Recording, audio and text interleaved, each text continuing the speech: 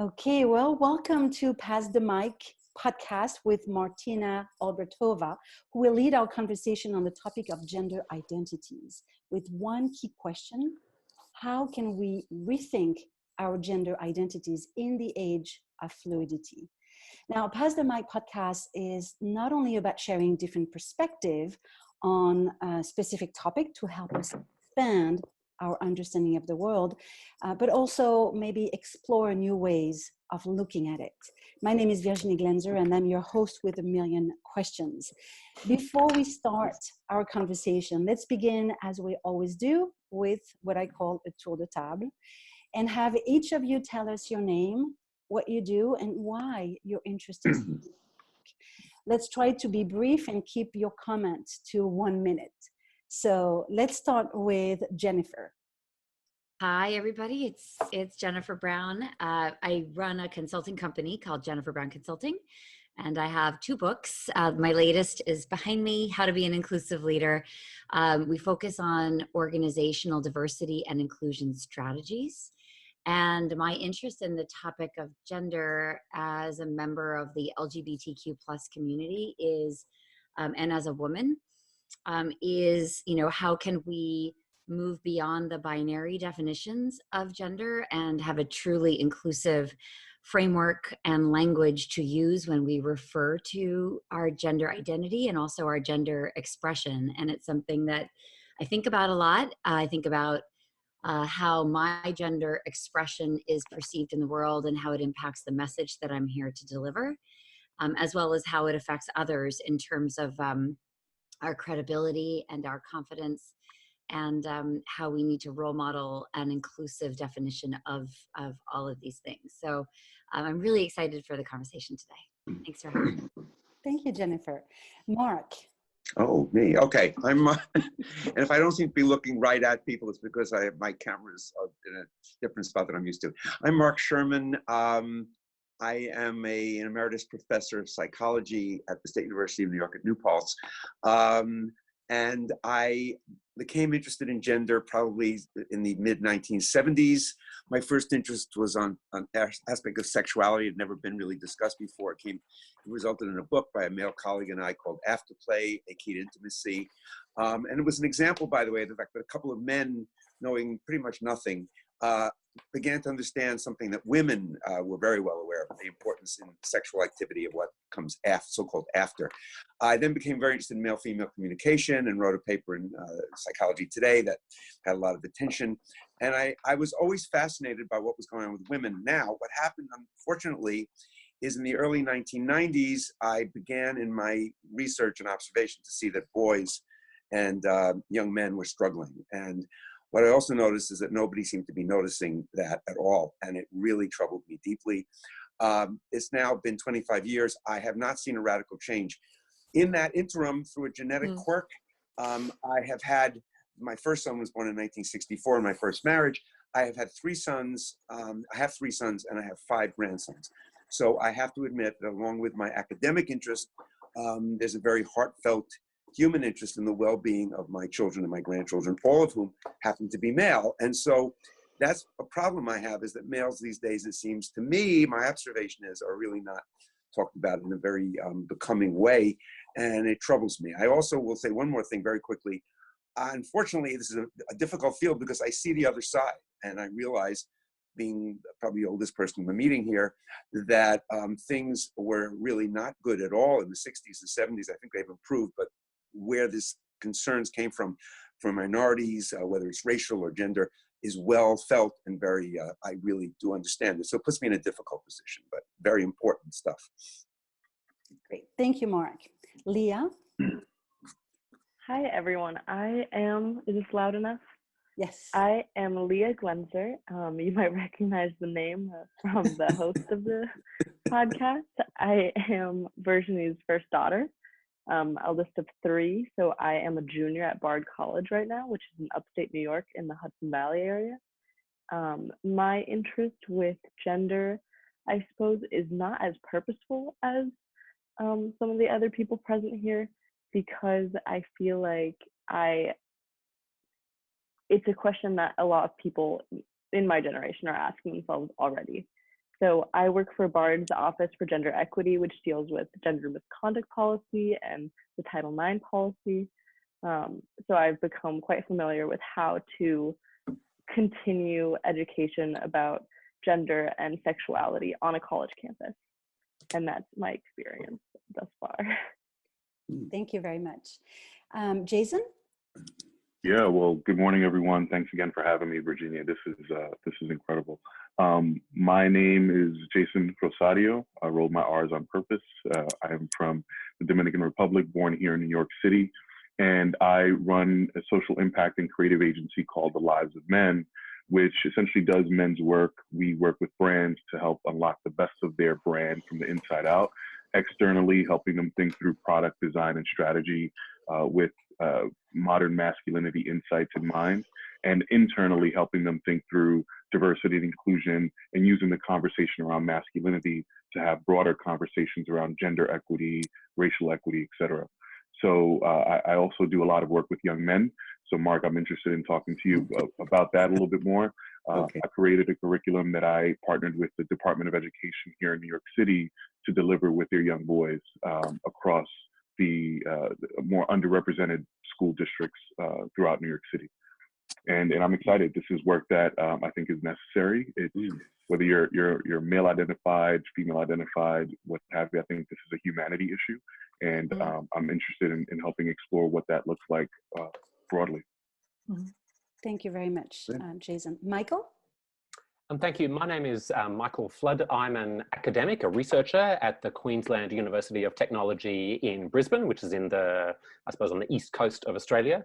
And I've had a long involvement in research on men and masculinities, but I've also had, obviously, a personal involvement as, you know, as someone living as a man and sort of figuring out how to be a man in today's world. But also I've had a kind of activist and community involvement. So my first sort of explorations in men's issues were, I was in a men's group. I was in an anti-sexist men's group for about 2 years that was sort of questioning men and masculinities. I was going out with feminist women and being challenged on my sexism. I was involved in student politics, and we, the men in the group, were being challenged on our sexism in various ways. And I really developed a fascination with issues of gender and sexuality. And so I've done sort of a number of different forms of research on men, masculinities, gender, sexuality. For the last few years, I've been involved particularly in work on the positive roles men can play in stopping violence against women. So stopping what is some of the kind of bluntest expressions of gender inequality. And I've written a book engaging men and boys in violence prevention, and also written a number of other things about the positive roles men can play in workplaces, about the impacts of pornography on boys and men, and so on. So I'm an academic, I'm also, I would say, an activist and an educator. And yeah, absolutely fascinated by these issues and delighted to be part of this conversation. Great, fantastic. Thank you so much. So this morning I was doing a little bit of research, and I'm not sure if you remember, but the activist Tarana Bjork first used the phrase "Me Too" on MySpace in 2006 to expose her sexual harassment, which since then has unleashed a global movement. The challenge that I found with this topic is that it's a very personal topic. So it makes it difficult to understand others' feeling and experiences, which is why I'm so pleased to have all the generation represented today. So let's start. Martina, let's begin with the context. If you can please share about who you are and what you're interested in this topic. I'd love for you to lead the conversation, perhaps by defining the context. What is happening in our culture today? Why is the gender and identity debate becoming so prominent? Sure. Okay. I have to say I'm really happy to have the conversation with so many diverse speakers. It's brilliant. I've been meaning to really have this conversation for many years, as my interest in gender and identity is actually quite multidimensional. So it's personal, it's also academic, and it's also professional. I'll tell you a little bit more about who I am. So I am a social scientist, brand consultant, cultural strategist, also a semiotician.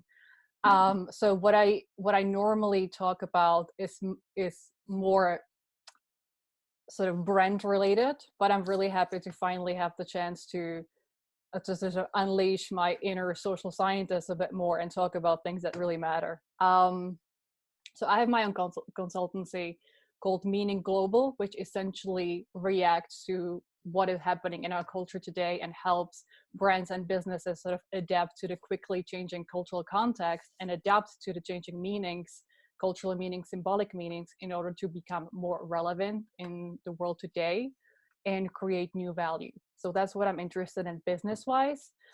Personally, my interest in this topic is quite simple. Ever since I was a little girl, I sort of felt that I wasn't really standing up to the social norms of what femininity is supposed to look like.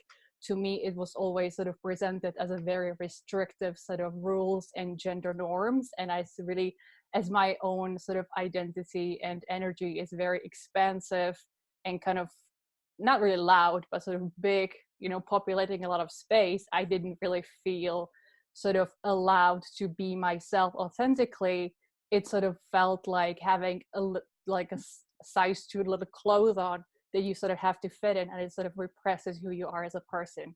So that to me has been always sort of an ongoing struggle with how to be myself and myself first, and then, you know, populating sort of a gender identity at the same time. And academically, I also have an interest in gender identity because my doctoral dissertation was on the topic of gender and media in the age of postmodernity, and I was looking at specifically gender stereotypes, so masculinity stereotypes, but also femininity stereotypes in advertising, and understanding how the social reality and the media reality that's presented back to us sort of affect each other, and where gender stereotyping actually comes from.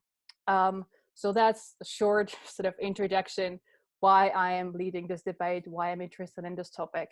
And then I will reply to Virginie's question. So what is happening in our culture today?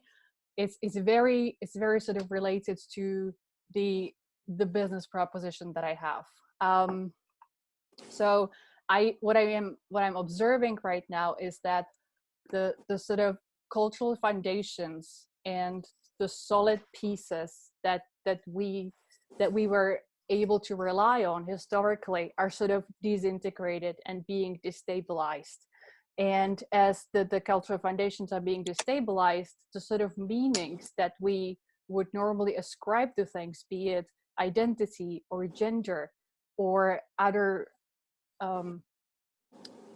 sort of solid pieces in our culture, are shifting their meanings. And as they are shifting their meanings, the culture is sort of disembedding.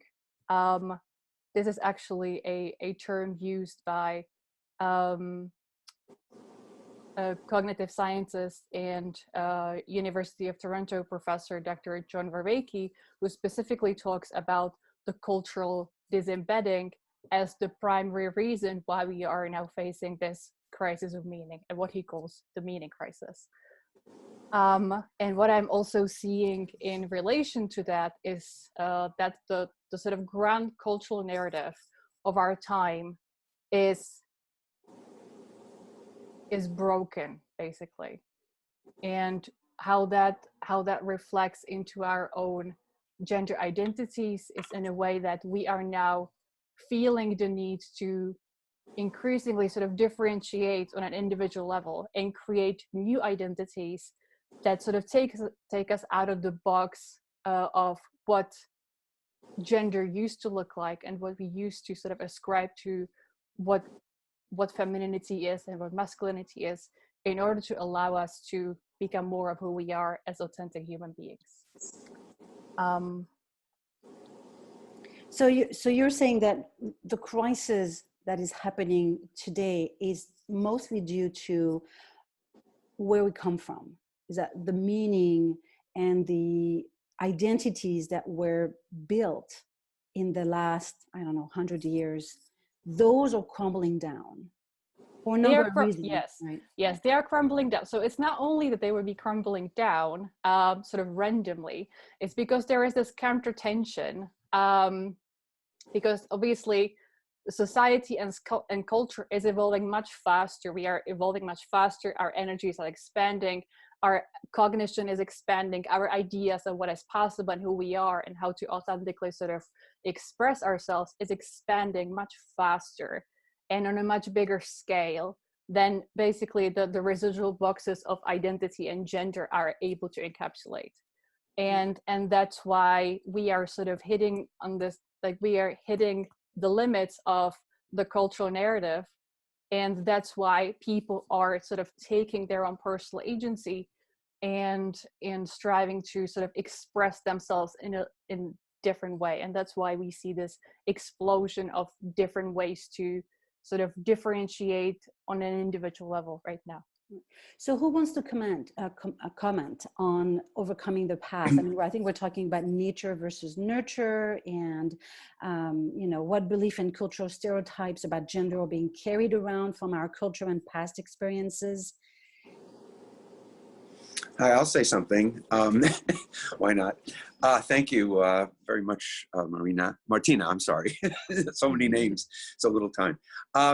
You made very good points, and I struggle with this myself. But again, I think generational stuff is very, very important. And I mean, I'm the age I am, and I could say it, but it's past 75. Let's put it that way. Not way past, but past. So I've seen the world change a lot.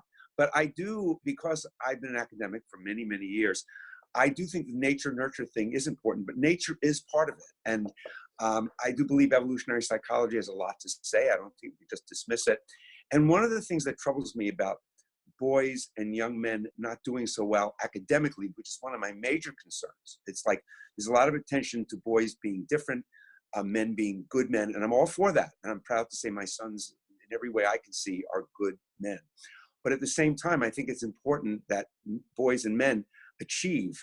And over the last 30 years or so, it's been girls and women who are achieving overall far more than boys or men.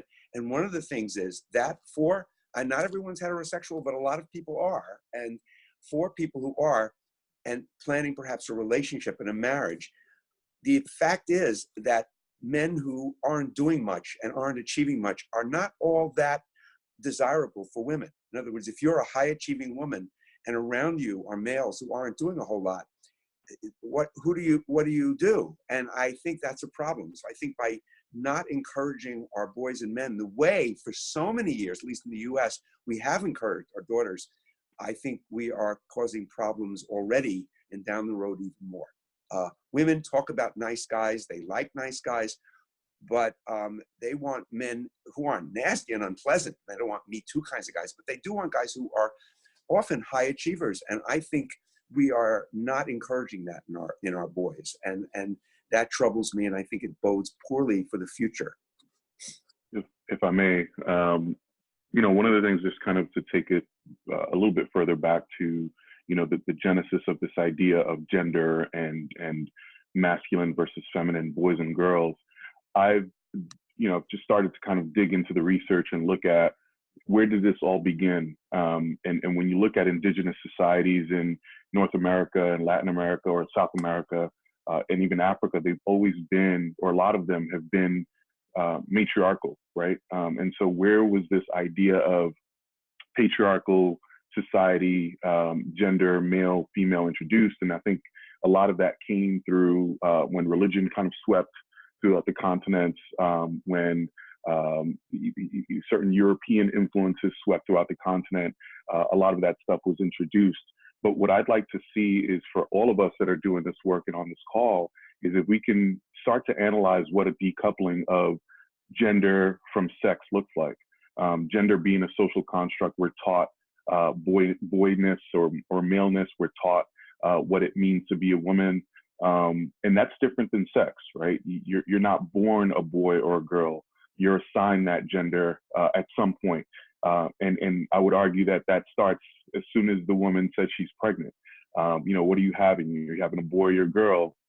And then everything from there kind of, starts to kind of socialize that child as a boy or a girl, whether it's a baby shower, a gender reveal. So all these rites of passages that reinforce what we are and what we wind up performing, I think is what I'd like to start to challenge, right? Do we even need some of those rites of passage to begin with? And I think, you make a good point as far as what the disparity in terms of education, in terms of economic success that exists right now between quote unquote men and women, or male identified versus female identified. But I think there's a deeper issue here that needs to be addressed, and that is, what does that even mean, and how do we address the very basic human need of education and kind of closing that gap. And I think it starts with the way we socialize young people, young humans, from the very beginning, that starts us off with this big wedge in between us.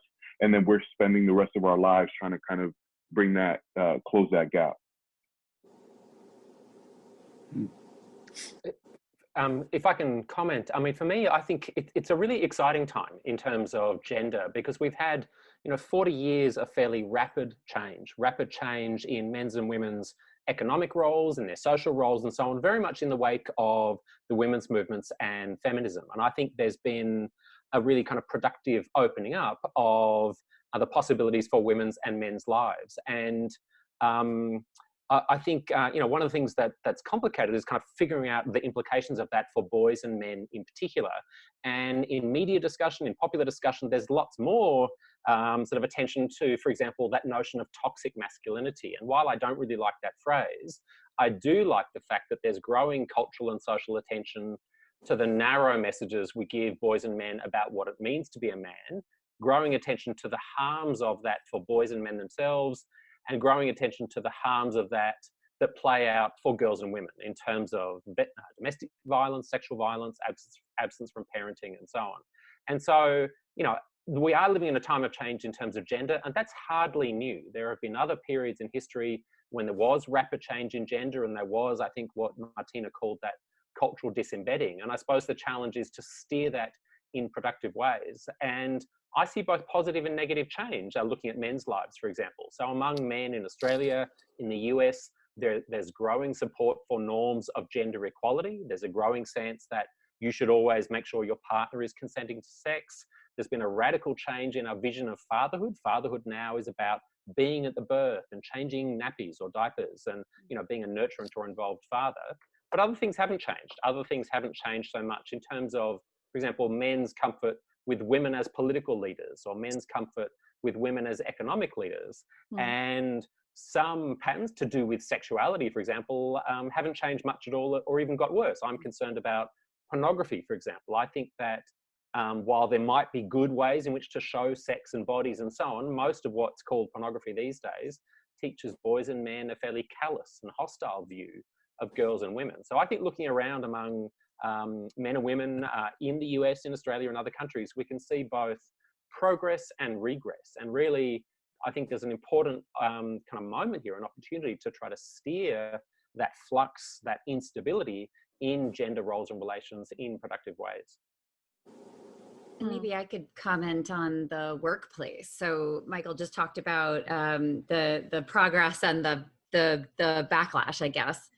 And it's interesting to notice that for all of the progress around the transparency that we're seeing of the way we discuss our workplace experience, right? The empowerment that some of us feel, there's still a tremendous backlash to our own careers and our career progress, and sort of the implications of honesty and transparency, particularly as they impact women still. And so net, speaking up, actually, when you track people's lives after they speak up in the context of harmful behaviors, actually net, it's actually you're sort of negatively impacted. You might have done something incredibly important for progress, but you might have personally sacrificed a lot. And we also see a chilling effect in the workplace that was documented by Lean In, a chilling effect between men and women in their professional one-on-one relationships. And so you'll read the research around men pulling away from those one-on-one relationships that are actually incredibly critical in the workplace, because men hold proportionally more power. And so what those relationships are about actually is the sharing of professional capital. And so when you see a pulling away of that and a fear of that kind of relationship because of the alleged environment that the Me Too conversation has created, there's actually a greater isolation for not just women, But for anybody who's underrepresented in the workplace, I would put people of color there. I would put LGBTQ people, who, by the way, are mostly closeted in the workplace still. So I think that my challenge to male leaders in particular is to lean in. It's actually to investigate how the workplace has been formed around masculine norms in every conceivable way, and to not opt out because of fear that I will say the wrong thing or that I might be inappropriate. And I always say, if you have something to worry about, then you should be worried. But other than that, being a good leader, being a good human means, actually sort of changing that workplace, challenging the norms, speaking up when you hear inappropriate jokes and comments and where you see inappropriate behavior, and being a part of the voice, not leaving all the work to women to challenge the systems that we are unfortunately kind of trapped in terms of needing to perform in. But I think there are some men as allies, and many of you on this call, I would probably put in that category, that are saying, hey, I don't think this is all women's jobs to fix. I think that I have to show up differently so that I set a different norm, because it's going to change because we decide that we're going to behave differently, and we're going to hold each other accountable differently and more consistently and more publicly. So I do have hope. Jason and I were just at a Men as Allies conference, and it was an entire group of 200, mostly men, really applying themselves to understand, how do I behave? How am I complicit in certain behaviors and norms? And who is that harmful to? And how can I then use my voice to create a different reality, if not today, then in the future, because we are laying the groundwork for a better future workplace that's more inclusive for all of us. So there is, it's an interesting time indeed, like you said, Michael. I have a question for you, Jennifer, and for Mark. And Jennifer, we've spoken about this very loosely, but Mark, also to you, just because you talked about the disparity. Sorry, can't speak this morning. Between kind of what male identified individuals are experiencing in terms of success versus female identified. But I'm interested, especially in the workplace, how do we create environments where men and women, to put it simply, can actually compete with one another, right? If we're all wanting to achieve success and be our best selves, our best professional selves, what needs to happen inside of corporate spaces or in the educational realm to allow men and women to compete with one another in a healthy way, in a way that doesn't feel like men are losing anything, right? If men are afraid of that, and that women are just kind of stepping into their natural opportunities to succeed. Are there frameworks that we can explore? What questions should we be asking ourselves to create those spaces? So before we go into that answer, which I'm sorry. No, this is great, because this is really about looking at the present and really talking about how can we create a better future. Before we dive into that second segment, I'd love to ask Leah about what she thinks about this first discussion that we had about the past. Where do we come from? Nature versus nurture. What is it about what is natural about our gender versus what is conditioned into us? How do you see it from your age and experience? This, I feel, is maybe too strong of an answer, but I definitely think that the gender norms that are imposed on both men and women, like you said, from the moment that they're born, they completely change the way that someone grows up. And the fact that they exist will change the way that people realize themselves as humans. I think a lot of the counter reaction to this now in breaking down the norms are an expression of autonomy over how one can express oneself, what one can or cannot do in this society. So I think I would go for the argument that it is mostly nurture, and that if one is raised without these preconceived notions of gender, then there would not be an innate difference between men and women other than a physical appearance even. And of course, this affects negatively both of the genders on this binary, but simply because male gender has been in power institutionally and governmentally, it's important for them to see, like Jennifer was saying, that it's a lot of the responsibilities on them to make sure that this binary collapses, and that it cannot be from the genders that are less in power in society to break down that norm. Interesting. So we have one point of view of nature versus nurture. Fascinating. Go ahead. Oh yeah, no, because I'm trying to remember what Jason said now, Leah. I mean, I just disagree about, I think nurture is important. Of course I do, but I think nature is very important too. And I know with my sons, how I raised them was, they're good guys and good men. And I think they treat women quite respectfully. They weren't into fighting. I have 5 grandsons, as I said, and 2 of them are brothers.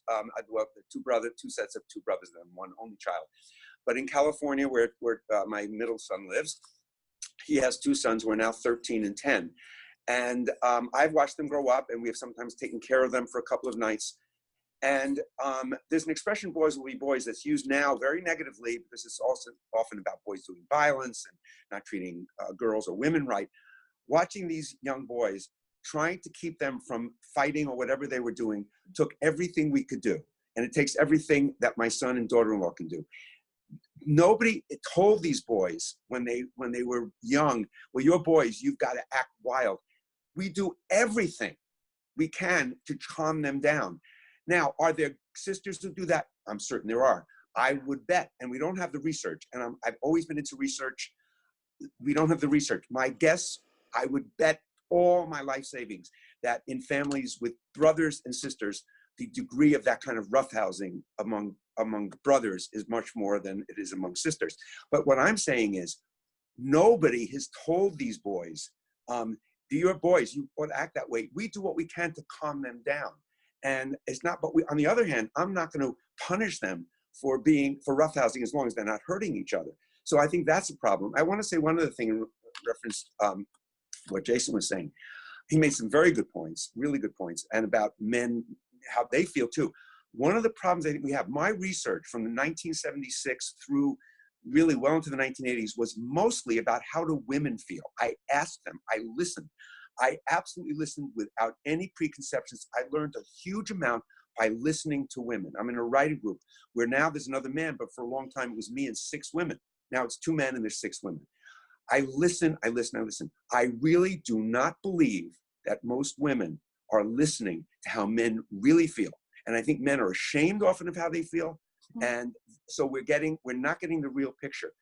Men are human beings. We talk about men with power. Most men have very little power. Is it true that the vast majority of people with power are male? Yes, it is. Is that right? No, it's not. But look around at the homeless. How many people talk about the proportion of the homeless who are male? Do they have power? They don't have power. And a vast majority of the homeless, as far as I know, I don't know the research, but when I look around in the cities, are males. And so I think we have to realize that human beings, men, women, transgendered people, whoever they are fully human. And when people are treated like some sort of evil force, and that's maybe overextending it, but when masculinity is used as a negative term, I don't think it helps the conversation, to be honest with you. And I'm a guy, by the way, who was never a fighter or anything. I was kind of a nice guy. I think I still am. So, but I just look and I say, this is not so great. Yeah. Nature versus nurture is not an easy topic, because when you say that your boys were fighting more than the girls, you would have to have the same example. I remember fighting, and as a girl, I was immediately told, girls don't fight, even though I love fighting. Good point. I think nurture, and there's definitely some nurture, right? Yeah, Bodily, good point. you know, but I mean, that's the reality. But I think the impact of nurture is way more important in our conditioned self and the way we behave. I would also say that perhaps, Mark, you didn't send those messages directly, but your boys probably watch TV. They're probably policed by other boys. They're probably kind of, even the toys and the video games that they're using on a daily basis are sending those messages in a very indirect way. And so the roughhousing, the violence, all of that stuff tends to come from, if not directly from other adults telling them boys will be boys, and you don't cry, you need to be hard and man up and all those things. I can also guarantee you that society is sending us those messages. And so that's why I wanted to, Martina, your research around how media and the role of advertising specifically, what that industry has done to kind of send us these messages and get us to this point. I'm interested in hearing from you at some point about the role of advertising and marketing and media in helping us change this narrative, and what needs to happen from an advertising standpoint to help us do that. So that's a great segue to go into the second, topic around seeing the present, what is happening today. And really, the question that you've asked earlier around, Jason, around how do we create an environment where men and women can compete fairly and from a healthy standpoint. And maybe we can go into, what's the impact of media in those environments. So anyone wants to take the lead on that? I just want to say one thing very quickly, only because I didn't hear it. And I'll stop. This will be very quick. I really appreciate what you said about a girl as a girl fighting and what Jason said. I do think, again, and I could be wrong. But I know with my grandsons, this was happening when they were too young to even be watching television. We're talking about little kids who weren't getting much in the way of messages. But I think I think nurture is very, very important. But I think nature plays a role too. That's all. In response to the question that Jason brought up, though, I think a lot of it that would be key to making a more equal business and the economic opportunity among the genders is treating it as if there's no difference, right? There should be no separate marketing campaign targeted towards women versus one targeted towards men. And sometimes this is difficult based on the product, but the more we see gender fluidity and transgender people have it, it would just apply to all the genders. There shouldn't be a definitive difference between like, this is a advertising campaign for this gender, because any gender should be able to use this product and would be interested in this product. Is that how I view it? So that's a lot of pressure for. Yeah, great point. And you're starting to see a lot of brands do that actually. So I don't know if you saw Beyonce's new line, but she's her entire line is gender neutral. So. And there is a kind of blurring of gender boundaries. There is a blurring of gender boundaries, obviously in terms of identity, but also in terms of marketing, as as you've heard. And there are certainly a growing number of examples of the breaking down of a kind of rigid marketing of products to men and to women on the one hand. On the other, that's not true across the board. So toys, for example, toys have become more gender typed in some ways in the last decade than they were, say, in the 70s, when, for example, Lego marketed in very kind of non-sexist ways to boys and girls alike, whereas contemporary toy marketing is much more gender segregated. So I think there's really contradictory trends, but it is heartening, I think, that growing numbers of young men, for example, are less invested in having to prove their manhood, or less invested in having to prove that they're heterosexual, or indeed less invested in being a man per se. But I do see kind of contradictory trends, because there's also ways in which, in some countries in the world, we see the rise of kind of really aggressively patriarchal movements, religious movements, political movements, that really are wanting to take us back to very kind of rigid, dominating models of how to be a man. So, taking a global perspective, there are things going all over the place. I also think those varying movements, those contradicting movements, can be seen as a push and pull against each other, as there's always been this conversation of whether to move into modernity or remain in the traditional structure that people are familiar with, people are used to. And it's really hard to make the transition. And I think there's always going to be a sort of fight between the two, where you see these contradicting movements, as you were saying, result from that. I might argue the LGBTQ community is right in the middle of that push and pull, because it's the community that's holding the space the most about what is gender? Is it a binary? What does non-binary gender and fluidity mean if we assume, which is true, that our gender identity is on a continuum and it's not a binary, yes or no, trans or cis. Even the understanding of the word cisgender and the normalization of that, of the conversation about gender identity, is so powerful. There's honestly nothing I speak about in my keynotes that's more eye-catching for the audience. People are so curious about what is this thing about pronouns? You know, what does that mean for me? What are my pronouns? Why is it important that I share my pronouns? Why is it important to not assume cisgenderness and heterosexuality around us every day, even though we may identify that way?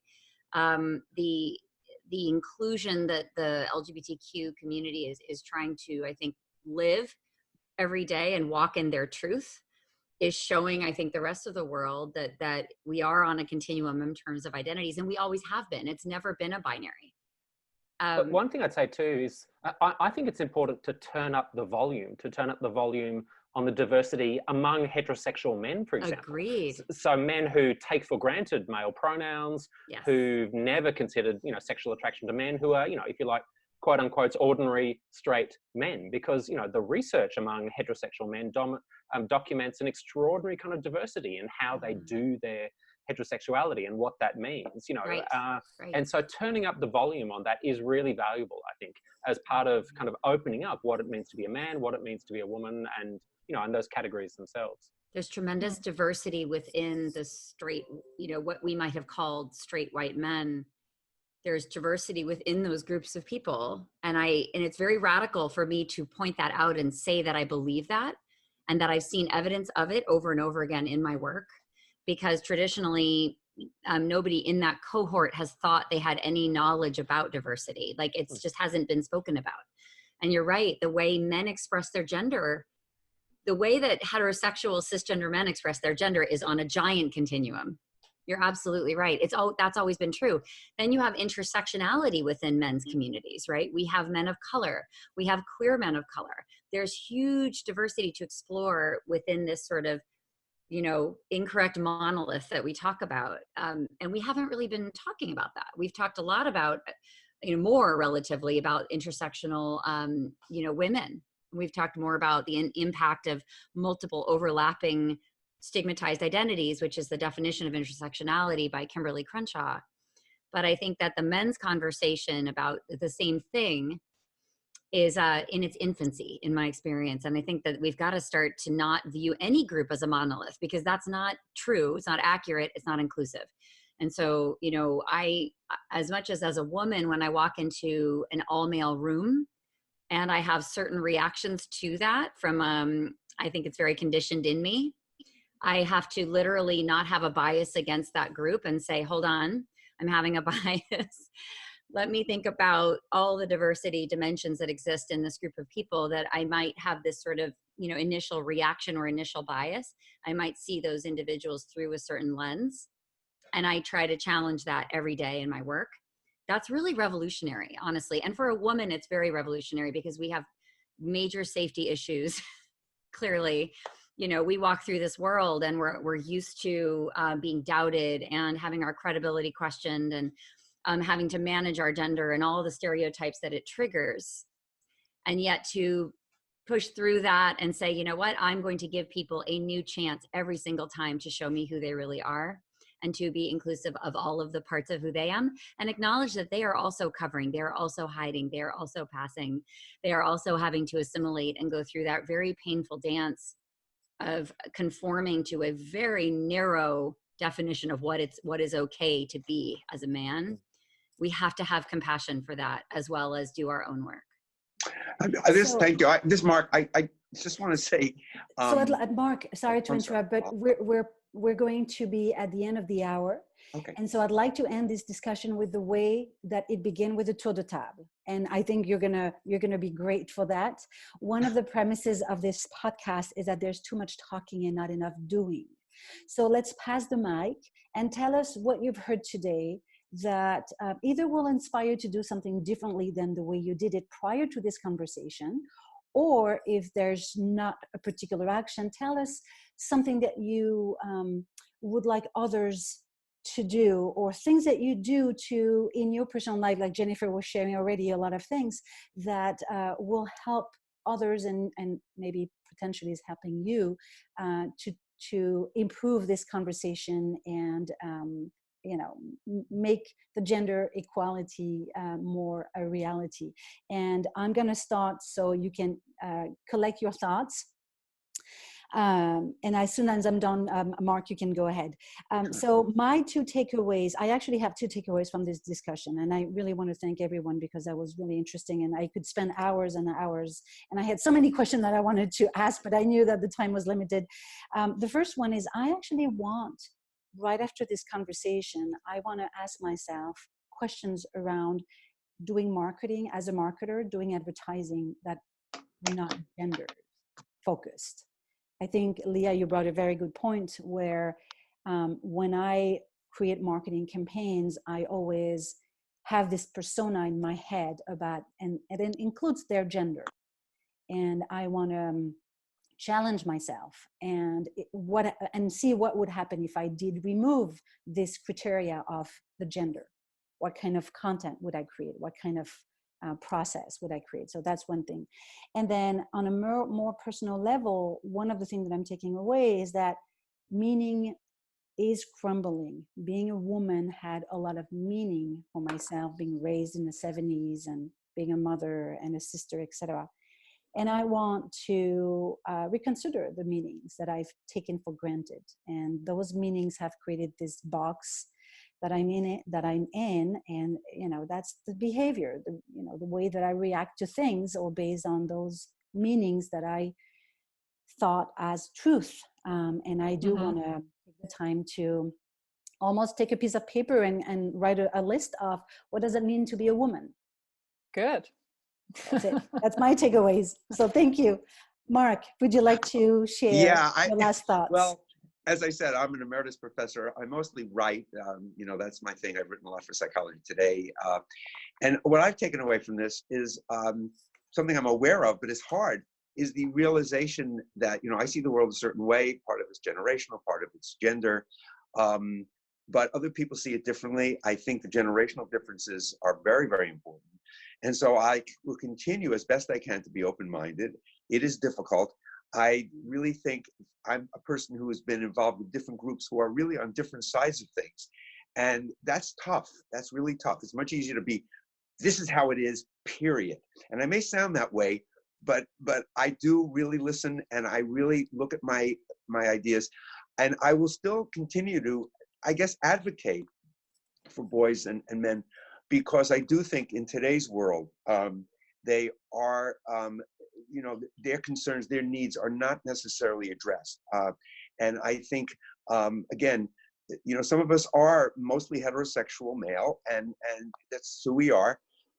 And they're human too. And I think we are all different. And that's another part, which I will continue to try to stress, that each of us, there's this great Tom Petty song has a line, "You don't know how it feels to be me." And that's he's a great songwriter, and that's a great line. And that's just something I think we all should be aware of. Thank you very much, Mark. Leah. I think one of my greatest takeaways from this podcast session has been what Michael and Jennifer have said about the diversity within cis men, and like Jennifer was saying, the recognizing that, allowing someone to introduce themselves to you without any biases for the first time.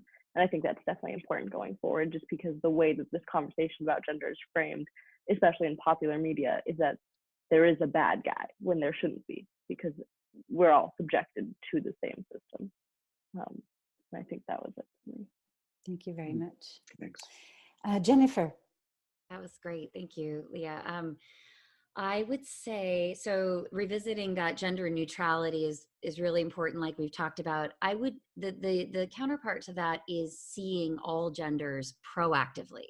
So at the same time as we want to perhaps be inclusive by erasing the differences, there are so many differences that haven't been seen and acknowledged.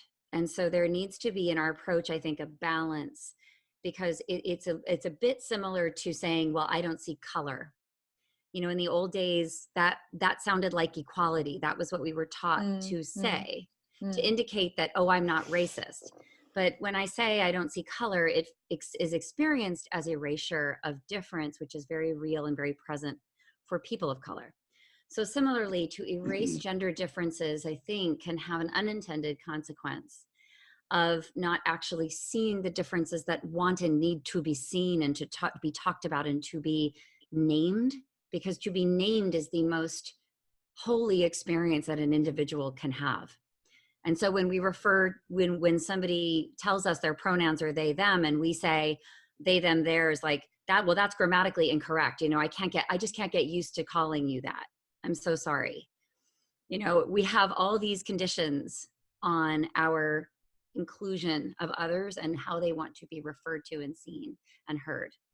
So I would say be careful about making everything the same, because there is still so much work to do in terms of being seen for our difference and referred to in the way and acknowledged in advertising. You know, I was just speaking to somebody at Banana Republic and Gap, and they're working on being size inclusive, and they're working on including people at the table making decisions about clothing design for size 14 and up, and making sure that that's in the inventory and not in a separate section in the store. But so it's this balance of inclusion and weaving ourselves together in this fabric, but it's also making sure that we're paying special attention and we are including all voices and all experiences and all sizes and all identities, and actually saying, you are welcome here. I am going to name this, because if we don't name it, the assumption is we're not included, and that's the problem.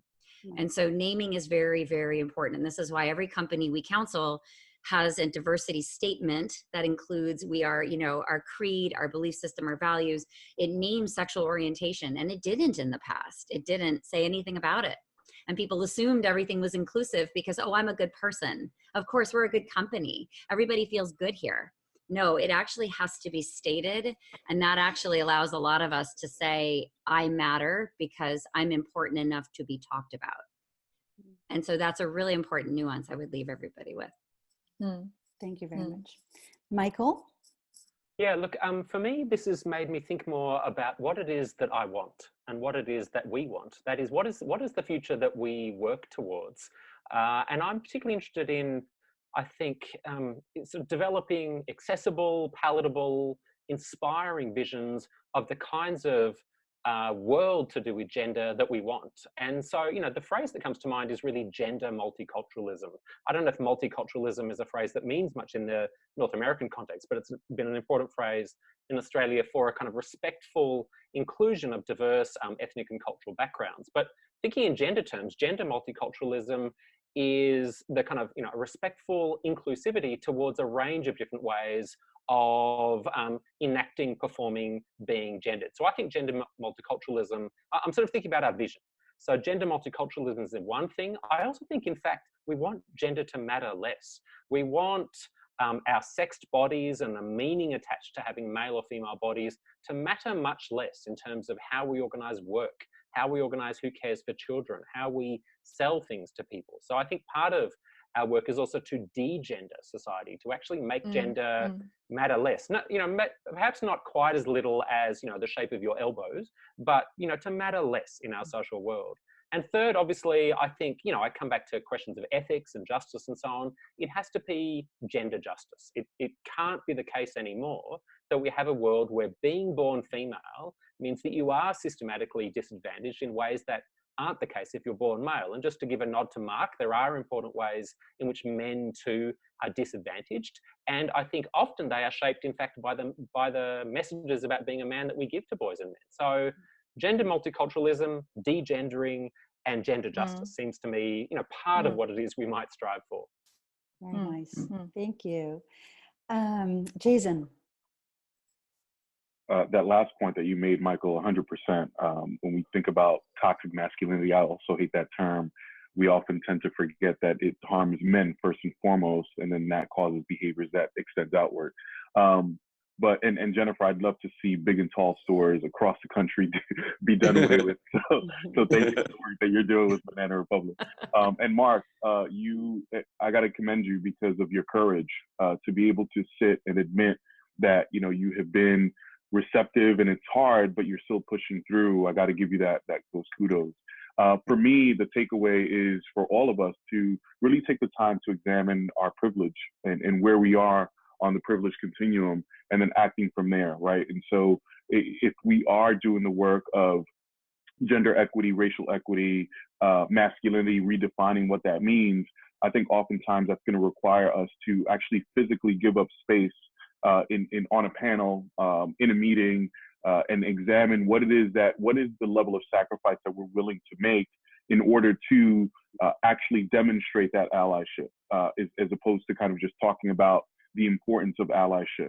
And oftentimes that is physical space. So for me, I'd like for us to think about what that looks like, and then really get honest with ourselves and see where we're acting in that spirit in our personal and professional lives. Very nice. Those are a lot of great insight. Thank you so much. Martina, you have the last 4 minutes all by yourself. Okay, excellent. For the last words. I have 3 points, and actually a lot of the things that I want to react to came up in this last session of takeaways.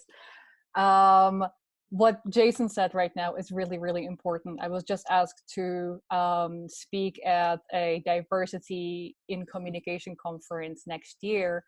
And one of the things that I immediately was thinking about is this ongoing Cindy Gallup argument that diversity really, and being like bringing more visibility to diversity in business, really isn't about talking about diversity. It is about diverse speakers talking.